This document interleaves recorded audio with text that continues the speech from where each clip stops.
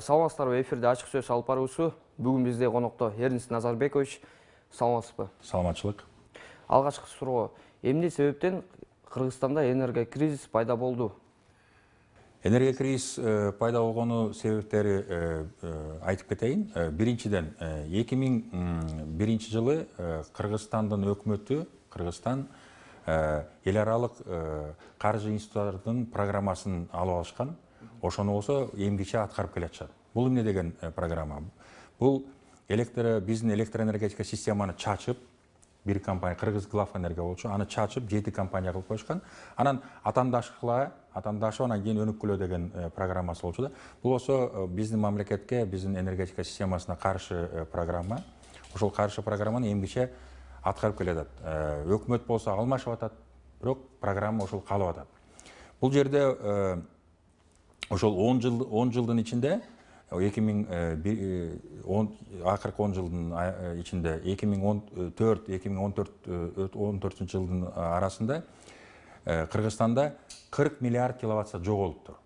40 миллиард бул официалдуу маалымат боюнча, өкмөттүн маалыматы боюнча 40 миллиард киловатт саат жоголуптур. Ошондо жанагы техникалык нормативдүү жоготууларды алып койсок, 10-12% алып койсок, ошондо бир сомдон санаганда 25-30 миллиард сом жоголуптур да. Эми мамлекеттик тармакка, электр тармакка кирген жок, кирбей калды. Бул бир. Экинчиден, жанагы ортончу компаниялар аркылуу сатып атышпайбы? Экспорттап, электр энергияны экспорттап атышат. Ошол 10 жылдын ичинде, акыркы 10 жылдын ичинде 10 миллиард киловатт саат ушул тармакка түшпөй калды. Алардын баары ортончу компанияларга түшүп калды. Ошентип бизде каражат, резервдер бар. Анан ушул 7 компанияга чачып, жанагы биздин энергия системаны, биздин экономикабызды ушул башка мамлекеттик эл аралык жанагы каржы институттары башкарып калышты да, мындай айтсак. Анан ортомчулар бар, коррупциялар, жанагы мамлекеттин ичинде дагы ортончу компаниялар аркылуу сатылып атат. Ошон үчүн биз айтып атабыз, бул туура эмес саясат, ушул саясатты токтотуш керек. Анан бүт ушул мамлекеттеги, ушул тармактагы коррупциялык схемалардын баары бул ушул жылдан бери, 23 жылдан бери мыйзамдаштырылып алган. Анан өкмөттүн токтомунду менен бекитилип алган. Анан азыркы убакта бул жакта мындай коррупциялык схема бар, бул жакта мындай туура эмес уурдалып атат деп жазып кайрылсак, өкмөткө, бийликке, жогорку кеңешке, алар болсо өздөрүнүн закондорун, мыйзамдарын көрсөтөт, өздөрүнүн токтомдорун көрсөтөт. Ошон үчүн ревизия жасаш керек. Бүт ревизия мыйзамдардын баарын, токтомдордун баарын ревизия жасап, кайра эмени чогултуш керек. Системаны чогултуш керек.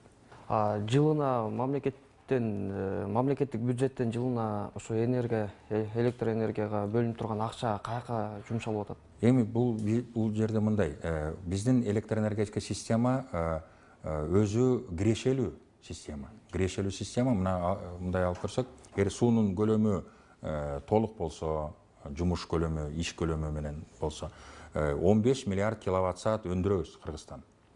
Кыргызстандын ичинде жылына 10 миллиард киловатт саат жагылат. 5 миллиард киловатт саат жок болуп атпайбы? 5 миллиард киловатт саат ал жана жоготуу деп атпайбы? Жоготуу, техникалык жоготуу деп коюшат, коммерциялык жоготуу деп коюшат, бул уурулук. Анан 2 миллиард киловатт саат биз экспорттасак болот да. Бирок экспорттаганда биз түз экспортташ керек. Ошол базар баасы менен экспорттасак, ал базардын баасы эми жанагы системалык операторлор деп коет Казакстанда. Алардын сайтында турат. 5-6 эле системалык операторлор бар. Анын тизмесин Казакстандын өкмөтү бекитет өзүнүн чечими менен. Ошолорго түз сатпай, жөн эле бир фирмаларга сатып атышат да бизде. Ошон үчүн бизде кирешенин баары сол жака кетип атат. Бул бир. Экинчиден, 23 жылдан бери 1 миллиард 800 миллион доллар каражат кириптир. 23 жылдын ичинде 1 миллиард 800 миллион доллар. Бул орточо курс менен санаганда 70-75 миллиард сом ушул тармакка кириптир. Сиз жыйынтыгын көрүп атасызбы? Жыйынтыгы жок. Натыйжасы да жок. Ушул 23 жылдан бери биздин электр энергетика системабыз оңолбой кайра кыйрап келип баратат. Мына азыр Казакстандан кымбат электр энергия сатып алып атышат. Суунун көлөмүн түшүрүп салышты. Жанагы айтып атпаймынбы? Ортончу компанияларга сатып канча көп сатса ортончу компания аркылуу ошончо чөнтөккө акча келет, түшөт. Ошого кызыгып, өзүнүн чөнтөгүнө кызыгып, булар болсо көп сатып, көп суунун көлөмүн көп түшүрүшкөн да. Ошол 10-жылы топтолтура эмес беле. 2010-жылы токтогул кез топтолтура болчу. Азыр болсо жетпейт. Былтыр 1-апрелде 9 миллиард 200 миллион куб метр болчу. Азыр 6 миллиард 200 метр кубка келе атышат. 3 миллиардка дагы түшүрүп ишти. Буга ким жооп берет? Эч ким жооп бербейт. Жоопкерчилик жок. Ушул энергия кризистен чыгуу үчүн кандай жолдорду кабыл алып атасыңар? Эмне жумуштар аткарылып атат? Бул жерде бул жөнөкөй эле чечилет да, жөнөкөй эле чечилет. Биринчиден системалык подход болуш керек буга. Системалык подход биринчиден жанагы мыйзамдаштырып алуу деп атпаймынбы? Бүт коррупциялык схемалардын баары мыйзамдаштырып алган. Мыйзамдардын баарын ревизия кылып, мыйзамдарды ордуна келтириш керек. Системаны болсо чогултуш керек. Бул мамлекеттик система, мамлекеттик колдоого алыш керек, мамлекеттик натыйжалуу башкарууда болуш керек. Ошон үчүн ушул үчүн мыйзамдарды, мамлекеттик токтомдорду кайра өзүнүн ордуна келтирип, бир система, бир компания кылып, мамлекеттик башкарууга, натыйжалуу башкарууга өткөрүш керек. Ошондо бизде резерв да пайда болот. Бир жылына 2,5 миллиард сом резерв пайда болот. Жанагындай сол чөнтөккө кеткен бүт жоготуулар, анан эмелер, жанагы ортончу компанияларга кеткен акчалардын, каражаттардын баары кайра системага түшөт. Бул аябай кирешелүү система. Айтып атпаймынбы? Кирешелүү системаны болсо булар өзү ошол жакта коррупционерлер, бийликтегилер. Алар баягы өзүнүн бир жеке фирма сыяктуу кылып пайдаланып атышат да. Анан өздөрүнүн чөнтөгүнө кеткен акчаларды